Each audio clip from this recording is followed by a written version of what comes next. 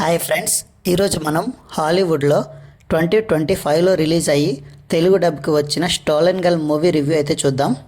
First of all movie నాకైతే average అనిపించింది భయ్య. ఇక స్టోరీ విషయానికి వస్తే, స్టోలెన్ గర్ల్ ఒక యాక్షన్ థ్రిల్లర్. తన డాటర్ని కోల్పోయిన ఓ మదర్ ఆమెను తిరుగు కనుక్కునే ప్రయత్నంలో డేంజరస్ సిచ్యువేషన్స్ని ఫేస్ చేస్తుంది.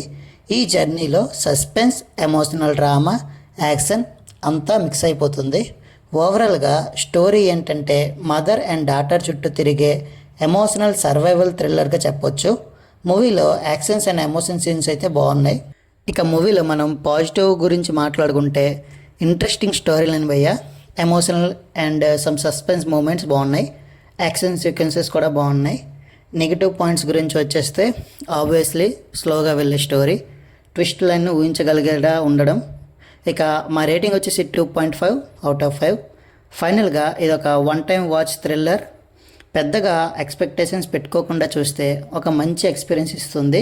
థ్రిల్లర్ లవర్స్కి ఒకసారి ట్రై చేయొచ్చు. వీలైతే ఇది ప్రైమ్ వీడియోలో అవైలబుల్గా ఉంది, చూసేయండి. ఇది గైస్, ఇంకో రివ్యూతో మళ్ళీ మీ ముందుకు వస్తా. అంతవరకు బాయ్ బాయ్.